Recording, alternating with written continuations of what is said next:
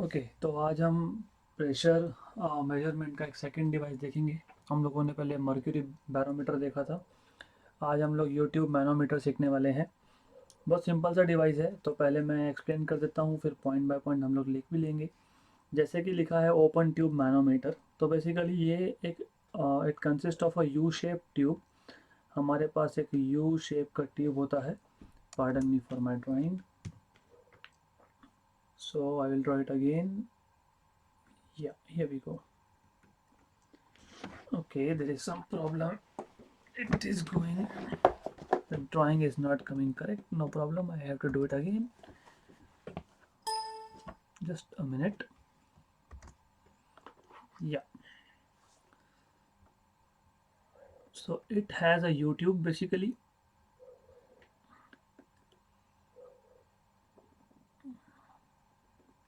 अब ये YouTube है, इस YouTube में हम लोग एक लिक्विड फिल करते हैं, लो डेंसिटी लिक्विड, वाटर और केरोसिन। बेसिकली ऐसा क्यों करते हैं समझेगा आपको बाद में। तो एक एंड में जो है वो एक एंड जो है वो एटमॉस्फेयर को ओपन है, और दूसरा एंड हम लोग कनेक्ट करते हैं जहाँ पे हमको प्रेशर मेजर करना है, क्योंकि ये प्रेशर मेजरमेंट के लिए यूज़ होगा। तो फॉर एग्ज़ाम्पल मेरे पास एक कंटेनर है, इस कंटेनर को कुछ नाम दे देते हैं डी। इसमें गैस है, हमें इस कंटेनर के में जो गैस है उसका प्रेशर मेजर करना है। तो हम लोगों ने केरोसिन फिल किया था इसमें, और केरोसिन या वाटर लो डेंसिटी लिक्विड इसलिए फिल करते हैं क्योंकि ये जो यूट्यूब था उसके जो दो आर्म्स है उसमें उस लिक्विड का जो डिफरेंस है, लेवल का डिफरेंस है वो ज़्यादा होना चाहिए। इसलिए अगर हाई डेंसिटी लिक्विड फिल कर दोगे जैसे कि मर्क्यूरी, तो उस केस में लेवल का डिफरेंस होगा नहीं, और लेवल का डिफरेंस नहीं होगा तो मेजरमेंट में प्रॉब्लम होगी। वो कैसे होगी वो समझेगा हमको आगे। तो बेसिकली हम लोगों ने सिर्फ इतना ही किया है कि हम लोग ने यूट्यूब लिया है, यूट्यूब में एक लो डेंसिटी लिक्विड भर दिया है, और एक जो आर्म है इस यूट्यूब का वो एटमॉस्फेयर को एक्सपोज्ड है, दूसरा जो आर्म है वो एक डी कंटेनर को कनेक्टेड है, और उस डी कंटेनर में जो गैस है हमको उसका ही प्रेशर मेजर करना था, क्योंकि ये प्रेशर मेजरिंग डिवाइस है। तो हम लोग क्या करते हैं बेसिकली, हम लोग कुछ पॉइंट्स मार्क कर लेंगे। जैसे कि यहाँ पे ले लिया, ये पॉइंट ए हो गया, इसको ए नाम दे देते हैं।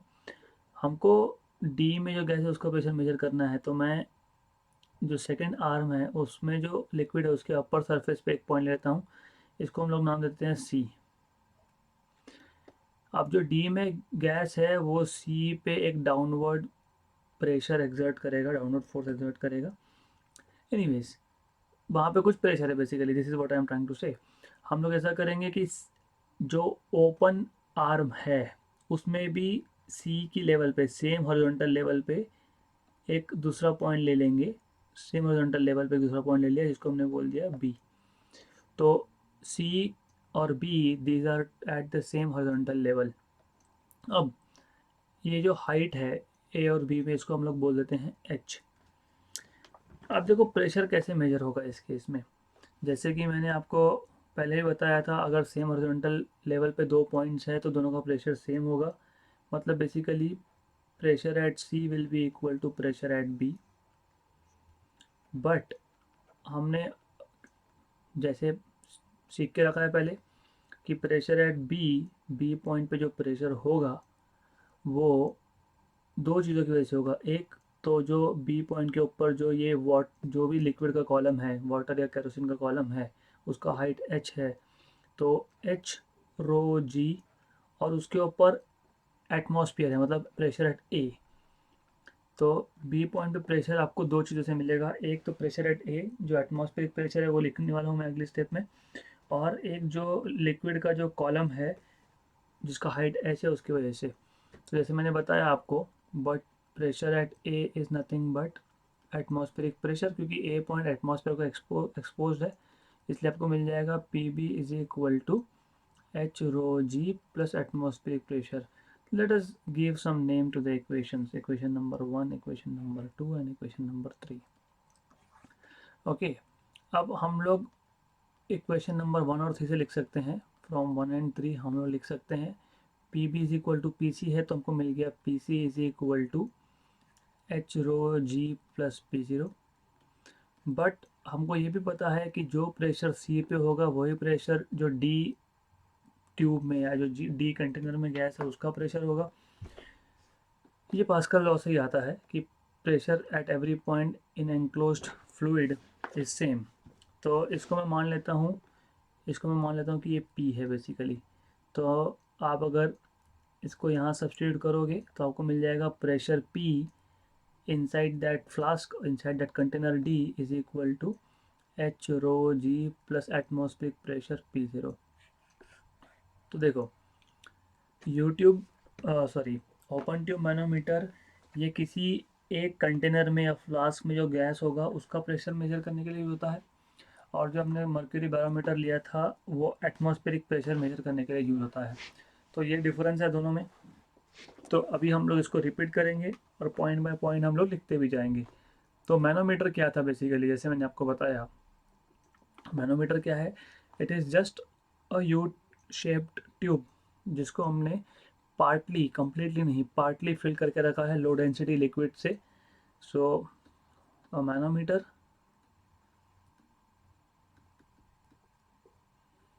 Consist of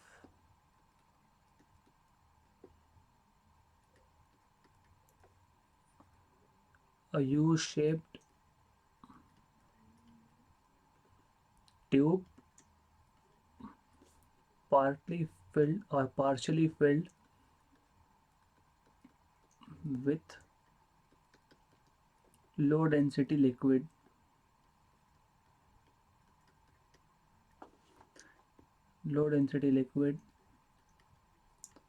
such as water or kerosene। Density कम होना चाहिए, नहीं तो जो सी और बी पॉइंट का हाइट है उसमें डिफरेंस आपको मिलेगा नहीं। इम्पॉर्टेंट है। सो हम लोगों ने ये क्यों लिया लो डेंसिटी लिक्विड, क्योंकि हम लोगों को यहाँ पे ये जो दो पॉइंट्स है, दो आर्म में जो basically not B and C sorry, दो आर्म में जो लिक्विड है उसका लेवल का डिफरेंस चाहिए। तो जो मैंने पहले बोला was a mistake.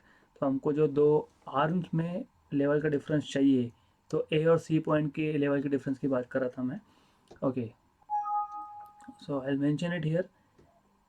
This helps, low density liquid helps basically.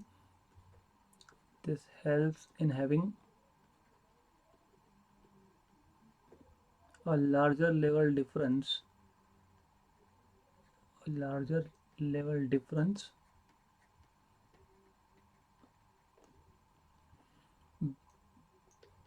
between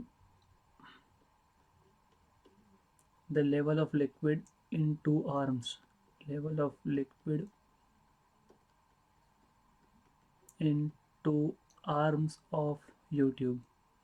Anyways, okay, अब जैसे मैंने आपको बताया कि एक आर्म जो है मैनोमीटर का वो एटमॉस्फेयर को एक्सपोज है, it is open to the atmosphere, और जो दूसरा है वो कंटेनर डी से कनेक्टेड है। So one arm of the manometer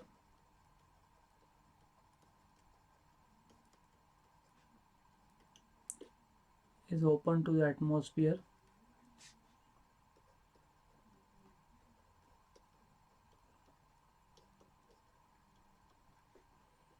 and the other arm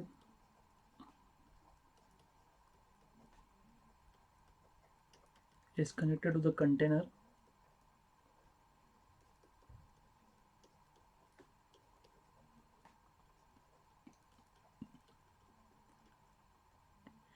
of which pressure P is to be measured, of which pressure P is to be measured।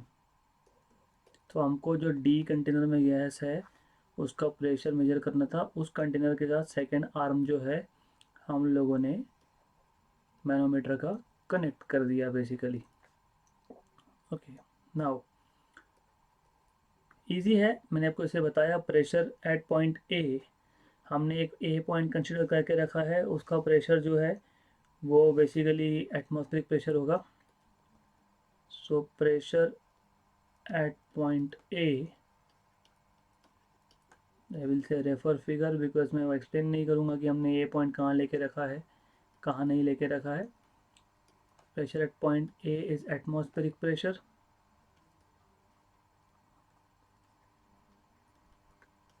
और ये atmospheric pressure क्यों है? क्योंकि हम लोगों ने ए पॉइंट को एक्सपोज करके रखा है to the atmosphere.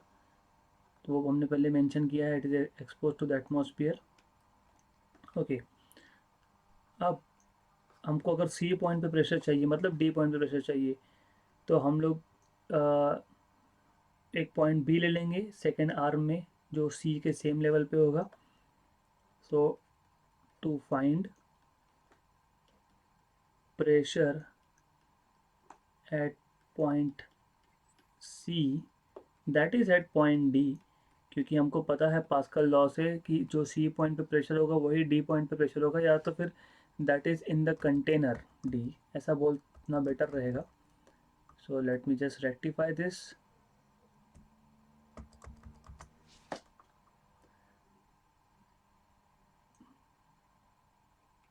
Okay, that is in the container D, that is in the container D. Consider a point B at same, I will go to the next page, at same horizontal level in the open arm. In the open arm. Open arm मतलब वो atmosphere को open है basically. Okay. अब हमको पता है कि same horizontal level पे दो पॉइंट्स होंगे, तो उन दोनों का प्रेशर भी सेम होगा. We know that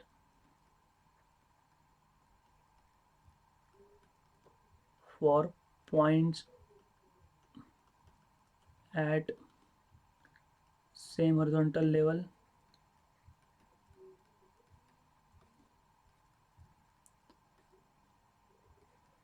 pressure is same. So PV is equal to PC. Pressures are same. Pressures are equal basically,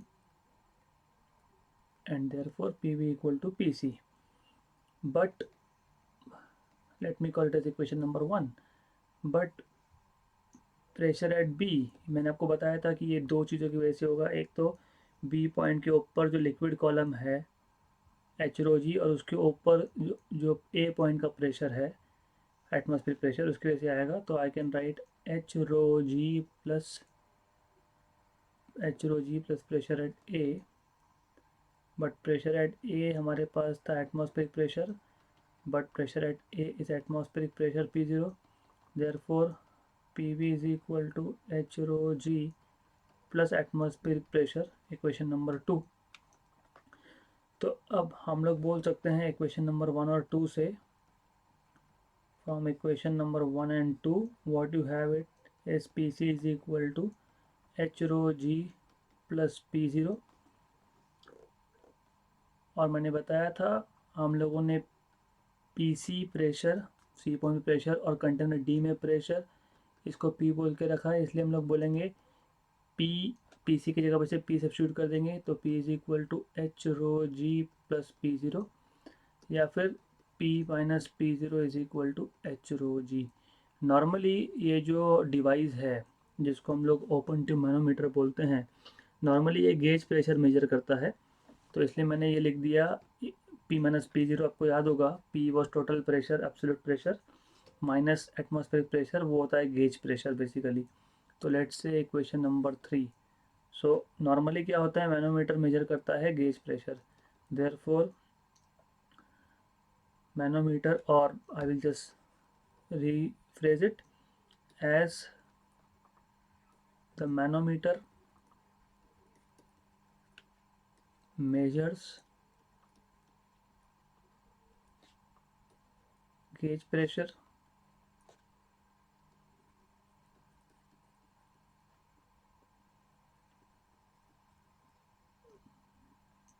of the gas in container D, of the gas in container D. Therefore, equation 3 gives gauge pressure.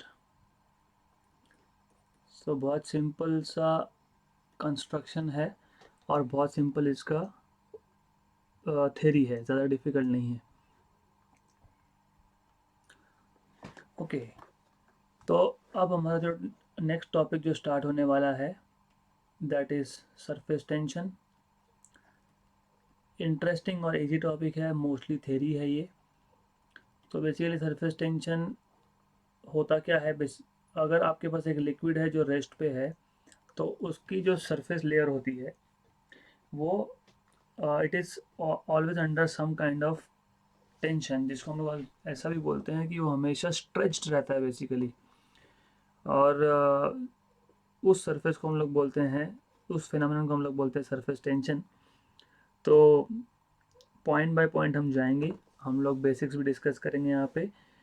But just to tell you कि surface tension is nothing but the property of liquid at rest and this property is surface property। और इसके examples हम देख सकते हैं real life में, जैसे आपको वाटर स्पाइडर का नाम सुना होगा। There is a type of spider जो पानी की सरफेस पे चल सकता है, दैट इज़ वाटर स्पाइडर। तो वो चल इसलिए सकता है क्योंकि वो सरफेस टेंशन का लेयर है, इसलिए चल सकता है उस पर। या फिर सोप बबल का या लिक्विड ड्रॉप का जो शेप होता है दैट इज़ स्पेरिकल, और ये स्पेरिकल शेप भी इसी के लिए होता है because of surface tension. So point by point, और हम लोग बाद में मैथमेटिकली भी डिफाइन करेंगे इसको। सो surface tension basically you can say a liquid at rest shows a very interesting surface property. मैं अभी सिर्फ इंट्रोडक्शन दे रहा हूँ इसका, और ये सरफेस प्रॉपर्टी है इसलिए सरफेस टेंशन बोलते हैं इसको। Surface property called surface tension.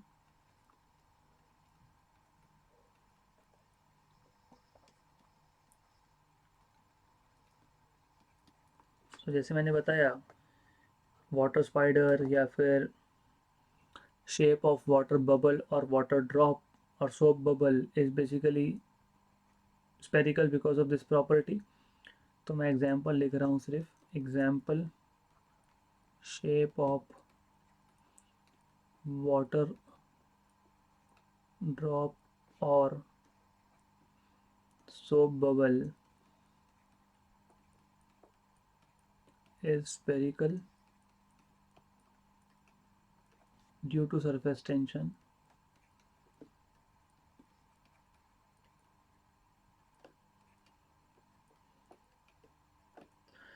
Okay,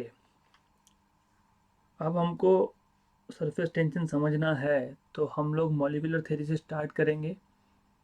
so we will talk in terms of molecular theory of surface tension.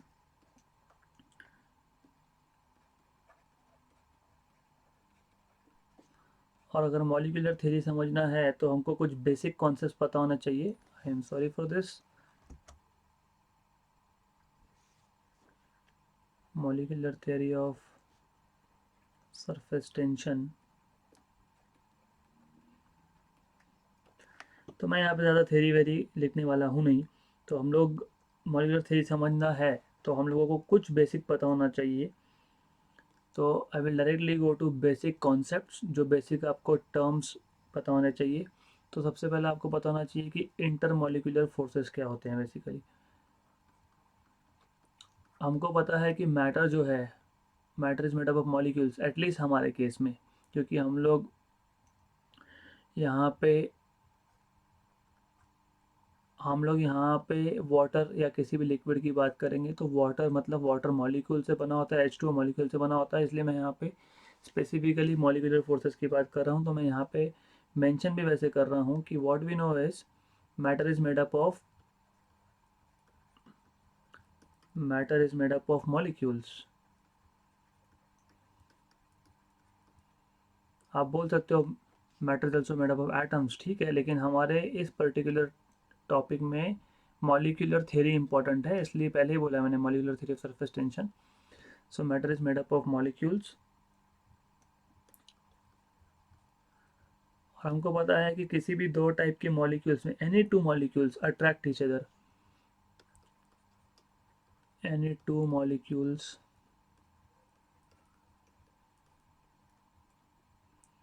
attract each other।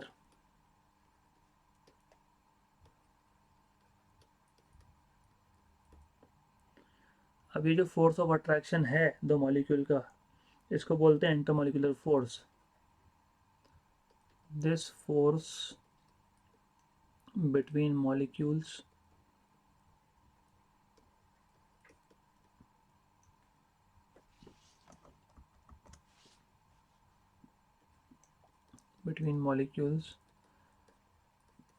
is called as intermolecular force।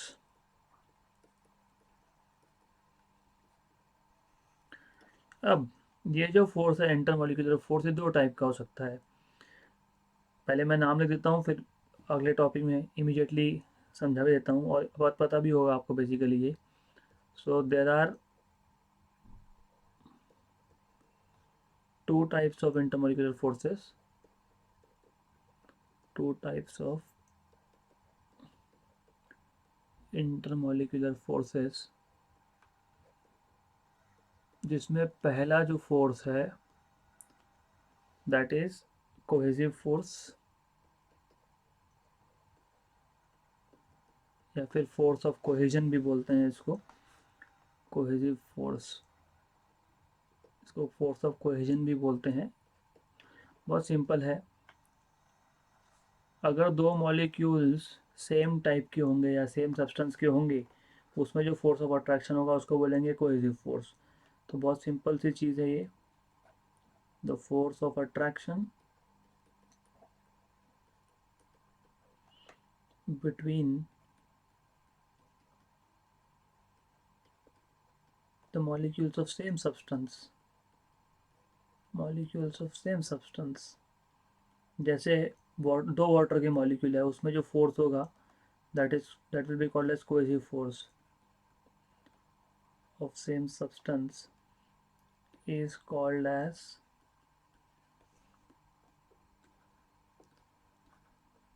cohesive force or force of cohesion, or force of cohesion।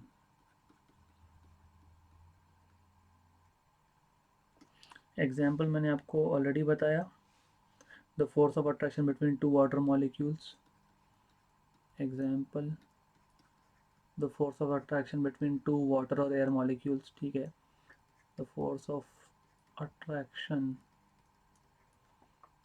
between two water molecules।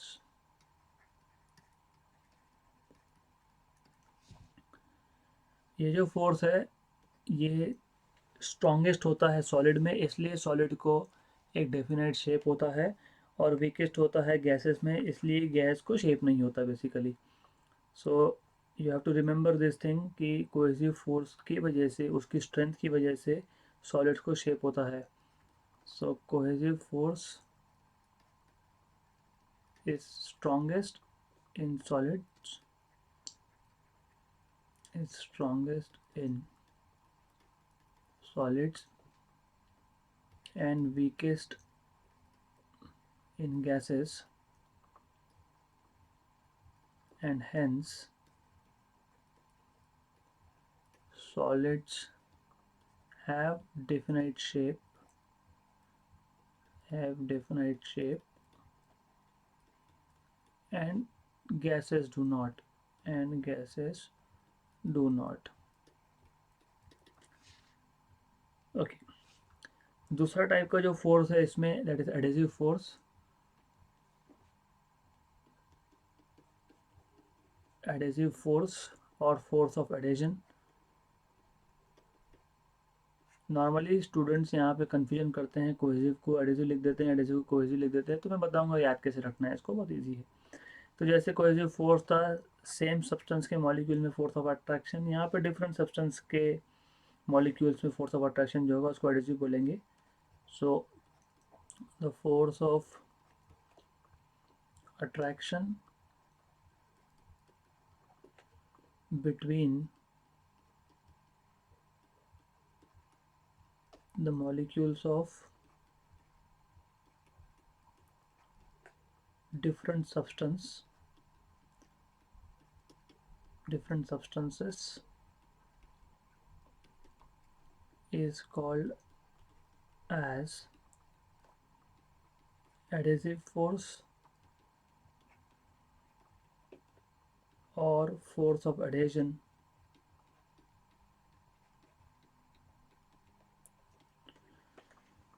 Example, the force of attraction between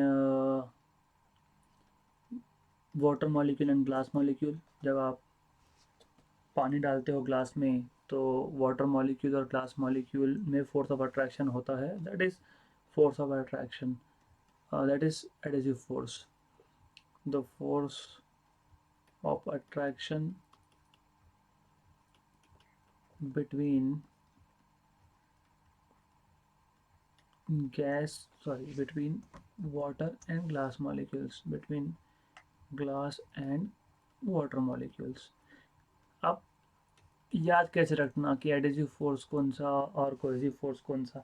तो normally क्या होता है कि जब आपको एक paper को दूसरे पेपर के साथ स्टिक करना होता है, चिपकाना होता है, तो आप जो पेस्ट लाते हो बाहर से, जिसको आप गम भी बोलते हो, तो उसको एडहेसिव क्यों बोलते हैं? क्योंकि वो दो डिफरेंट टाइप के मॉलिक्यूल्स को, दो डिफरेंट टाइप के सब्सटेंसेस को ज्वाइन करता है, इसलिए इसको एडहेसिव बोलते हैं. तो वो एक एनालॉजी में याद रख सकते हो कि force of attraction to between molecules of two different substances, that is adhesive. तो एडहेसिव जो आप लाते हो मार्केट से, वो बेसिकली दो डिफरेंट सब्सटेंस को स्टिक करता है, इसलिए इसको भी एडहेसिव फोर्स बोलते हैं, ऐसा याद रख सकते हो.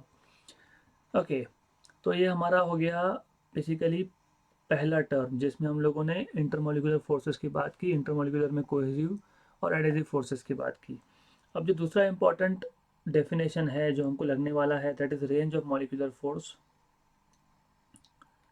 Range of molecular force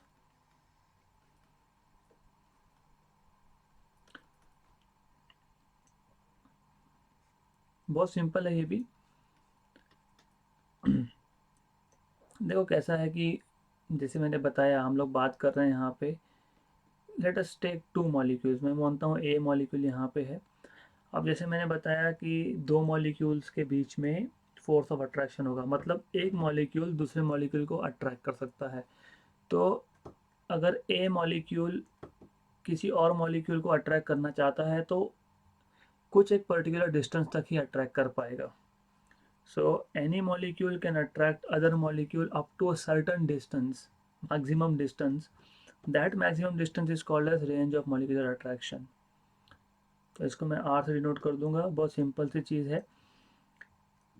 the maximum distance from a molecule up to which the molecular force is effective, लिख भी देते हैं हम लोग यहाँ पे. So the maximum distance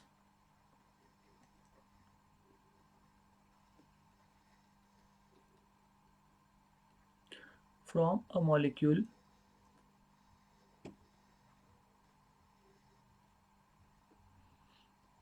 up to which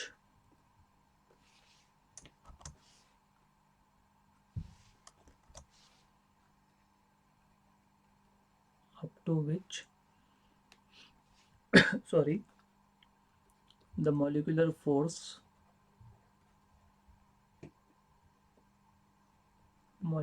force is effective is called as range of molecular attraction. क्योंकि ऐसा तो नहीं हो सकता ना कि इन्फिनिटी डिस्टेंस तक वो अट्रैक्ट करता ही रहेगा, वैसा नहीं होता है वो इन्फिनिटी. देखो अलग अलग टाइप के फोर्सेस आपने पढ़े हैं. ग्रेविटेशनल फोर्स से भी ये होता है कि जो जिसका रेंज मैक्सिमम इन्फिनिटी भी होता है, is called as range of molecular attraction basically, या फिर रेंज ऑफ मॉलिक्यूलर फोर्स भी बोल सकते हो आप इसको. So it's the same thing, range of molecular attraction or range of molecular force. Okay.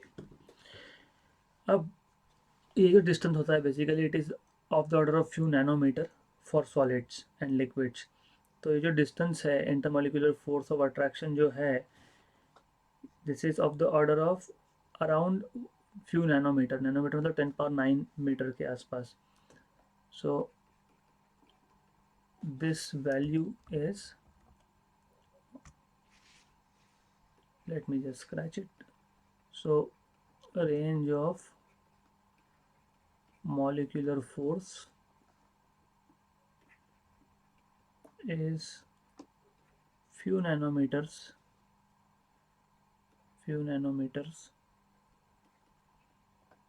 10⁹ meter basically for solids and liquids। मतलब दिख रहा है हमको शॉर्ट रेंज फोर्स है ये, बहुत शॉर्ट रेंज। 10⁻⁻9 मतलब बहुत छोटा रेंज हो गया। देयरफॉर they are मतलब intermolecular forces are short range forces। therefore intermolecular forces are short range forces। intermolecular forces are short range। Okay. अब एक नए थर्ड जो कॉन्सेप्ट हमको लगने वाला है। देखो ये सारी चीज़ें इंपॉर्टेंट है। अगर आपको सरफेस टेंशन समझना है कि वो सरफेस का लेयर ऐसा क्यों बिहेव करता है, तो आपको एडेसिव फोर्स, कोहेसिव फोर्स, फिर रेंज ऑफ मॉलिक्यूलर अट्रैक्शन, उसके बाद स्पीयर ऑफ इन्फ्लुएंस पता होना चाहिए। Spear of influence,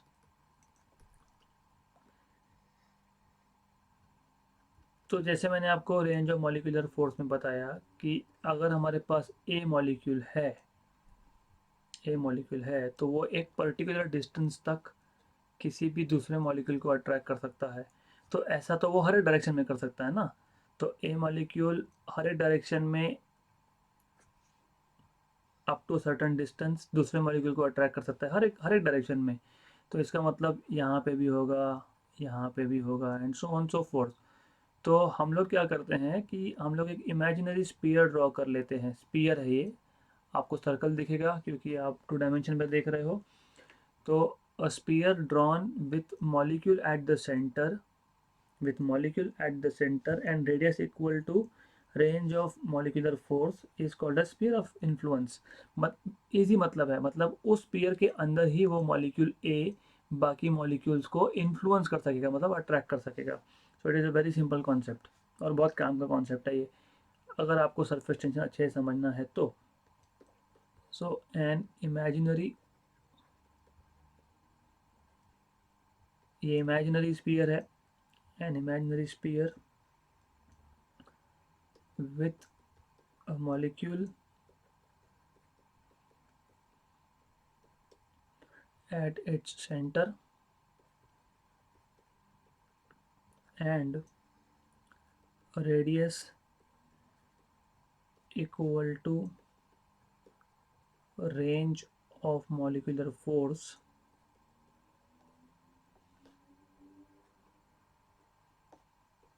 is called as sphere of influence of that molecule। sphere of influence of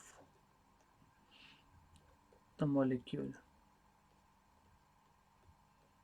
जैसे मैंने डायग्राम में बताया, ये स्पीयर जो हमने ड्रॉ किया है with radius equal to range of molecular force, it is sphere of influence of molecule ए।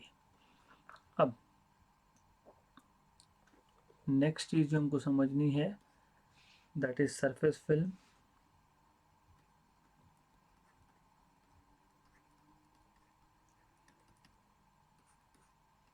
तो सरफेस फिल्म क्या होता है? ये सरफेस का एक लेयर है जिसका थिकनेस जो है it is equal to range of molecular force. मतलब मैं डायग्राम ड्रॉ करके बता देता हूँ आपको। सो हमने क्या किया, हमने एक कंटेनर ले लिया, इस कंटेनर में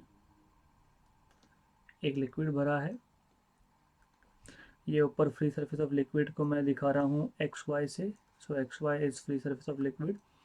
मैं एक काम करता हूँ, मैं एक और लेयर ड्रॉ कर लेता हूँ उसके नीचे with black line, let's say X dash Y dash, और X dash X dash Y dash, ये जो डिस्टेंस है ये है रेंज ऑफ मॉलिक्यूलर फोर्स। तो ये जो लेयर बना आपका, ये जो लेयर बना, ये शेडेड रीजन जो मैं बता रहा हूँ, ये जो लेयर बना है that is called as surface film. तो बेसिकली सरफेस फिल्म मतलब क्या, the surface layer of a liquid with thickness, क्योंकि ये सरफेस लेयर है, सरफेस पे है, विथ थिकनेस, हमने थिकनेस कितना लिया है इसका, equal to range of, with thickness equal to range of molecular force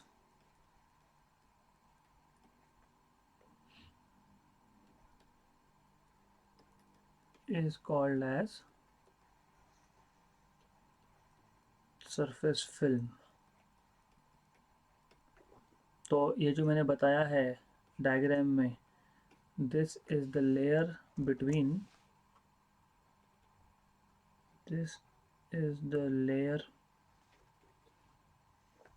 shown between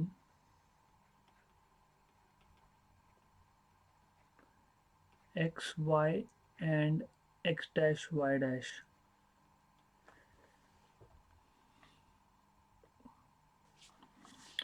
okay, तो इतने अगर कॉन्सेप्ट्स आपके क्लियर है तो अब हम लोग बेसिकली मेन पॉइंट पे आ सकते हैं। और मेन पॉइंट हमारा था, हमारा जो मेन पॉइंट था that is surface tension on the basis of molecular theory, जो इस टॉपिक का मेन टाइटल था। So let's talk about surface tension. How do we explain this surface tension on the basis of molecular theory? On the basis of molecular theory. तो इसके लिए molecular theory, तो इसके लिए हम लोग बेसिकली एक कंटेनर ले लेंगे। Let me draw container here. इस कंटेनर में हम लोगों ने एक लिक्विड ले लिया, you can say it is water, कोई फ़र्क नहीं पड़ता है। ये हो गया फ्री सरफेस जिसको मैंने एक्स वाई नाम दिया था लास्ट स्लाइड में। फिर हमने एक एक्स डैश वाई डैश दिखाया था, और ये जो डिस्टेंस था ये था range of molecular force R. अब सरफेस टेंशन मतलब सरफेस का जो लेयर होता है वो हमेशा टेंशन में क्यों होता है, वो हमेशा स्ट्रेच्ड इलास्टिक मेम्ब्रेन जैसा बिहेव क्यों करता है, ये समझने के लिए हम लोग तीन मॉलिक्यूल ले लेंगे। एक मॉलिक्यूल हम लोग ले लेंगे A which is well inside the liquid.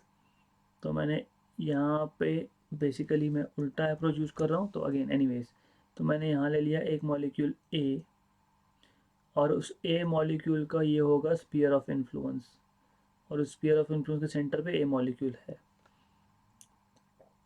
तो स्फीयर ऑफ इन्फ्लुएंस मतलब मैंने आपको बताया what is sphere of influence. तो ये सेंटर पे जो ए मॉलिक्यूल है उस उसको ए मॉलिक्यूल को सेंटर पे रख के, और जो रेडियस होता है स्फीयर का, वो रेडियस ऑफ मॉलिक्यूलर फोर्स लेके जो स्फीयर बना उसको हमने बोल दिया sphere of influence of A. दूसरा मॉलिक्यूल लेता हूँ मैं B which is in this layer, ये जो सरफेस फिल्म है उसके बीच में कहीं पे होगा। तो मान लेते हैं कि यहाँ कहीं पे होगा फॉर एग्जांपल। तो उसका एक छोटा सा पार्ट स्फीयर ऑफ इन्फ्लुएंस का, छोटा सा पार्ट स्फीयर ऑफ इन्फ्लुएंस का वो जाएगा, sorry but it is little difficult to draw. Okay okay good. तो ये जो बी मॉलिक्यूल है हमारे पास, इसका एक छोटा सा पार्ट स्फीयर ऑफ इन्फ्लुएंस का वो गया एयर में, और मैक्सिमम पार्ट जो है बी मॉलिक्यूल के स्फीयर ऑफ इन्फ्लुएंस का वो है उस लिक्विड में। ओके, तीसरा मैं मॉलिक्यूल लेता हूँ right at the surface.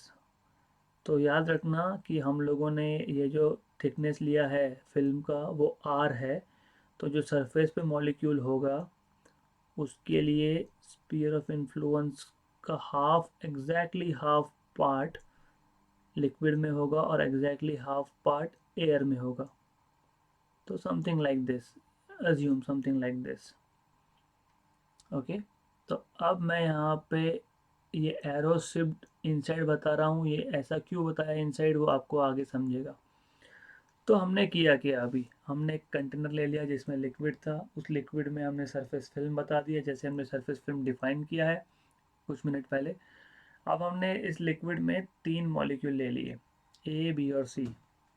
A molecule जो है वो कम्प्लीटली इनसाइड द लिक्विड है, बी मॉलिक्यूल जो है सरफेस फिल्म में है, मतलब उसका स्फीयर ऑफ इन्फ्लुएंस, थोड़ा सा स्फीयर ऑफ इन्फ्लुएंस का पार्ट वो एयर में है, मैक्सिमम पार्ट जो है वो लिक्विड के अंदर है। और जो सी मॉलिक्यूल है वो राइट एट द सरफेस है। ओके, अब अब होगा क्या बेसिकली, ये जो ए मॉलिक्यूल की हम लोग बात कर रहे हैं ना, हम लोग ऐसा करेंगे कि हम लोग लिखते भी जाएंगे पार्टली क्योंकि काम में आएगा हमको। Okay, so as shown in figure,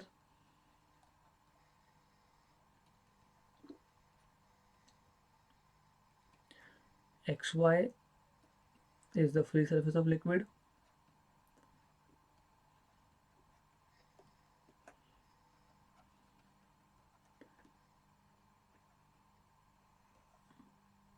and x dash y dash is the inner layer parallel to xy at a distance of, मैंने बताया molecular force, and x dash y dash is the inner layer parallel to xy at a distance of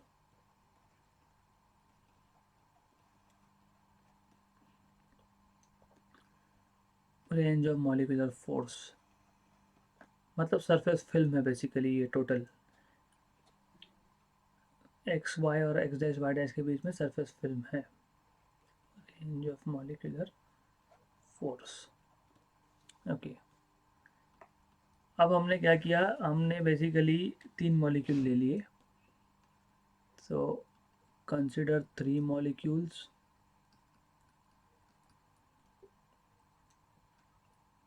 A, B and C, such that A is deep inside the liquid,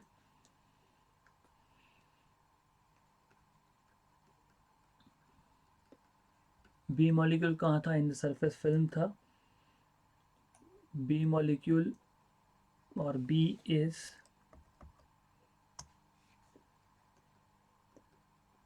in the surface film, within the surface film or in the surface film, and C is on the free surface of liquid, C is on the surface of liquid।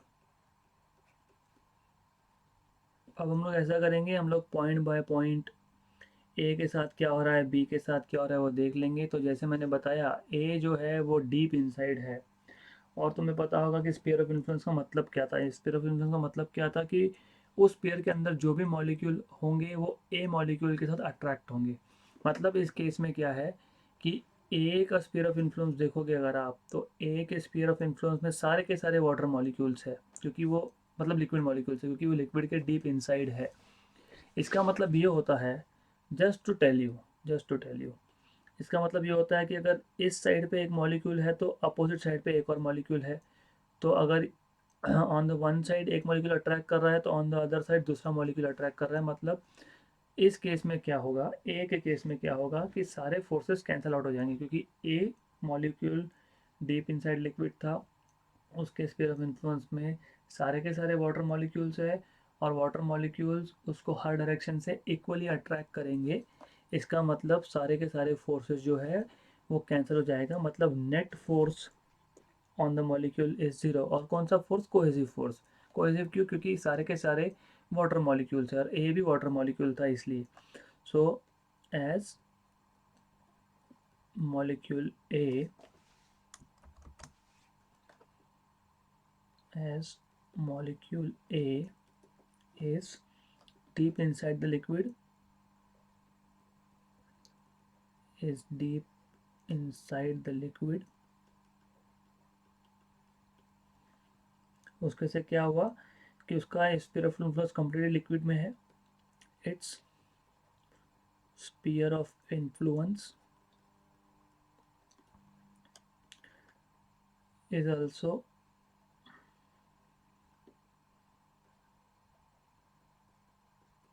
completely inside the liquid, completely inside the liquid.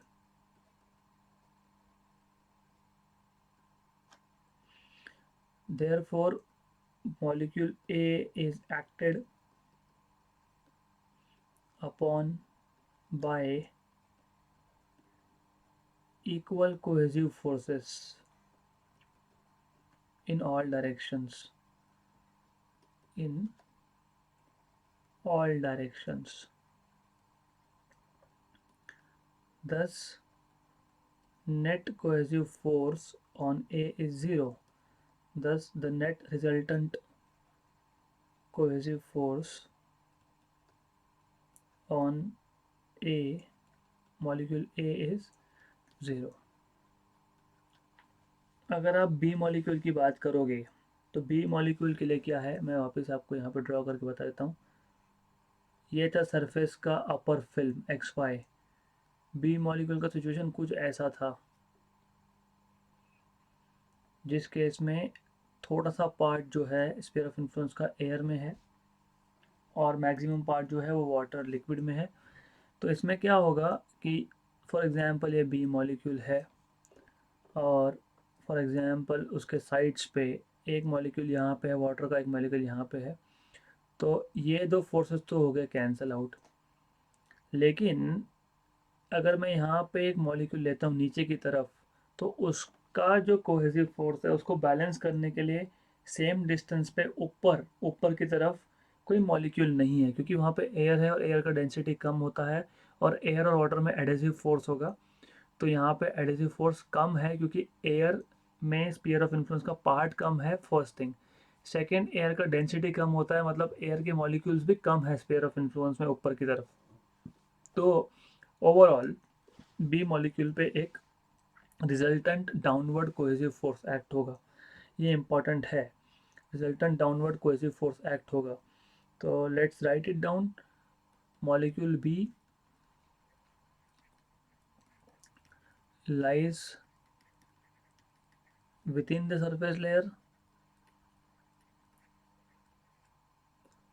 within the surface layer या फिर surface film, and below the free surface, and below the free surface of liquid, of the liquid. Okay, जैसे मैंने बताया a large part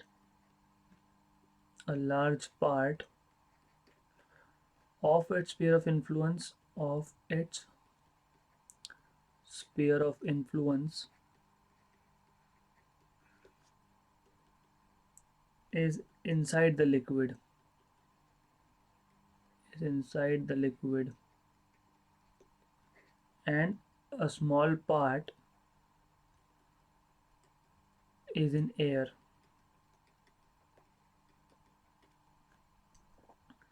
okay, इसके से क्या होगा, एक strong downward cohesive force act होगा. Therefore a strong downward cohesive force acts on molecule B. Additive force भी एक्ट हो रहा है लेकिन वीक है. Also a weak adhesive force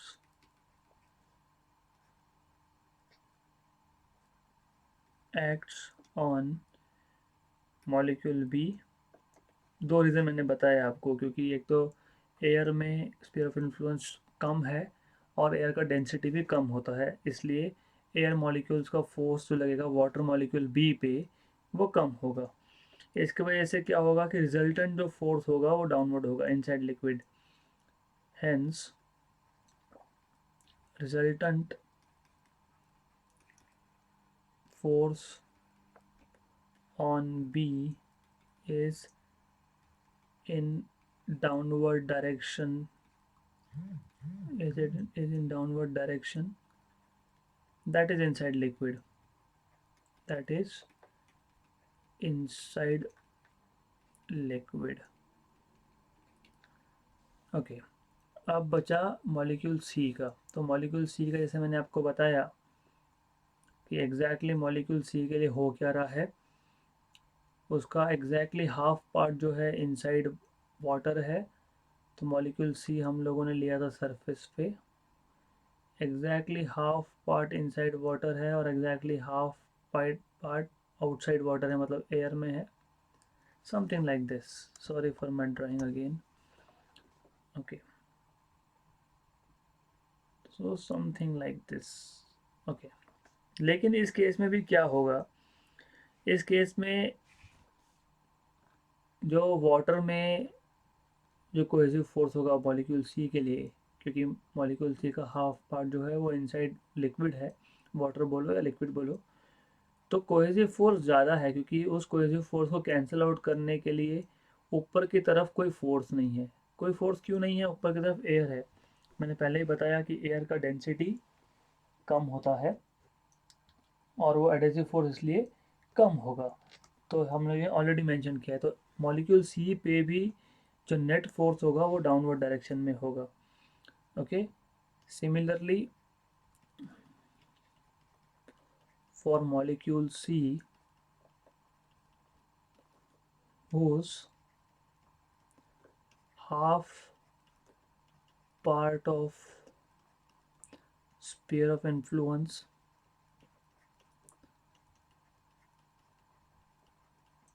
is inside water. Similarly for molecule C, okay, similarly molecule C has, that is better construction.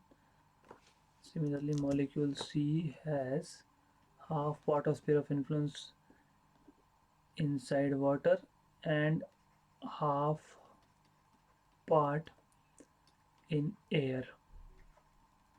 Okay, अब जैसे मैंने बताया कि number of molecules of air are less, so the number of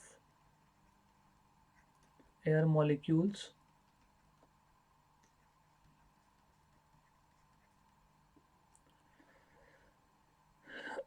sorry, with number of air molecules are less due to smaller density of air.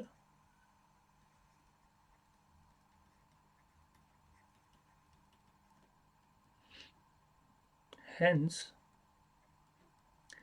the resultant force on molecule C, the resultant force on molecule C is in downward direction.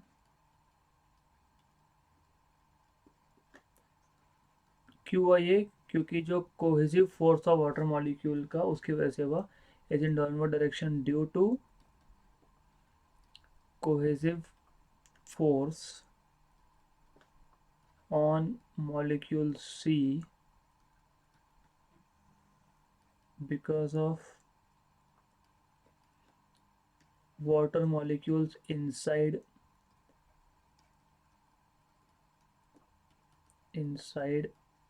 its lower part of sphere of influence, its lower part, lower half of sphere of influence.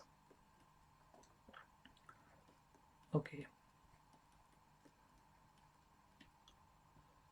तो basically इससे conclusion क्या है हमारे, जो ए molecule था वो deep inside था, उस पर कोहेसिव फोर्स ज़ीरो हो गया, कैंसल आउट हो गया। लेकिन बी या सी के लिए, बी कहाँ पे था, सरफेस फिल्म में था, सी कहाँ था, सरफेस लेयर पे था। तो ऐसा कोई भी मॉलिक्यूल होगा सरफेस लेयर पे या सरफेस फिल्म में, हर एक उस मॉलिक्यूल के लिए, मतलब स्पेसिफिकली मैं सरफेस फिल्म की बात कर रहा हूँ, स्पेसिफिकली सरफेस फिल्म में जो भी मॉलिक्यूल होगा उसके लिए एक डाउनवर्ड फोर्स हमेशा रहेगा। डाउनवर्ड फोर्स रहेगा मतलब वो मॉलिक्यूल्स डाउनवर्ड डायरेक्शन में अट्रैक्ट होते रहेंगे।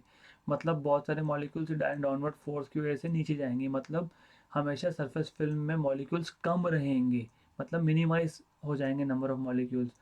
मतलब अगर लेयर को खुद को मेंटेन करना है ऐसा, तो फिर सारे मॉलिक्यूल्स नीचे की तरफ जाएंगे। तो अगर उस सरफेस लेयर को, फिल्म को मेंटेन करना है तो उसको हमेशा कम मॉलिक्यूल से काम चलाना पड़ेगा। मतलब वहाँ पे हमेशा कंटिन्यूस इलास्टिक मेम्ब्रेन जैसा रहना पड़ेगा, मतलब हमेशा वहाँ पे एक टेंशन का फोर्स रहेगा। तो I will just write down जो कुछ भी मैंने आपको सिखाया बताया, अभी इन शॉर्ट में लिख देता हूँ।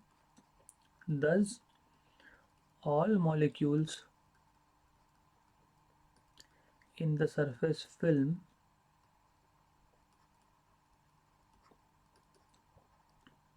are acted upon by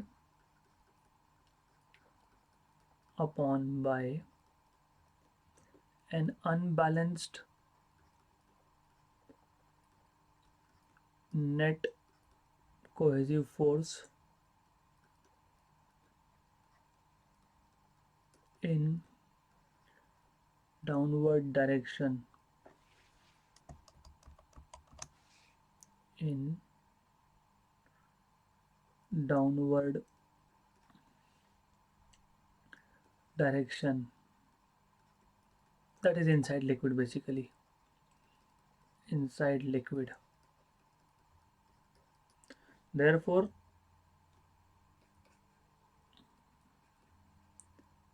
therefore the molecules in the surface film are pulled inside, in the surface film are pulled inside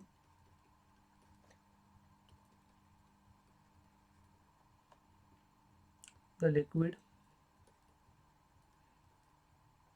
which minimizes the total number of molecules, which minimizes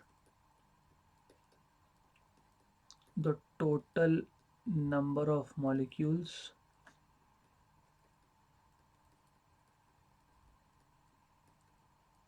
in the film, in the surface film.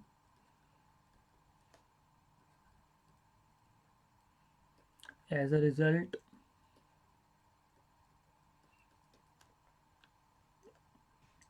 the surface film remains under tension. As a result, the surface film remains under tension and behaves like a stretched elastic membrane. Stretched elastic membrane.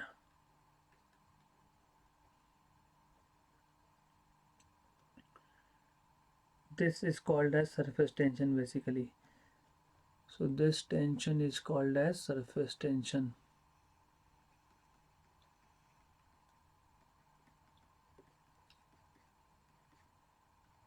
तो ये तो हो गया आपका theoretical explanation surface tension का। Mathematical explanation हम लोग next lecture में देखेंगे। मैं वापस समझा देता हूँ कि हम लोगों ने इन शॉर्ट किया क्या है। थ्योरेटिकली है पूरा। हमने क्या किया, हमने लिक्विड लिया, लिक्विड का सरफेस फिल्म मैंने बता दिया है।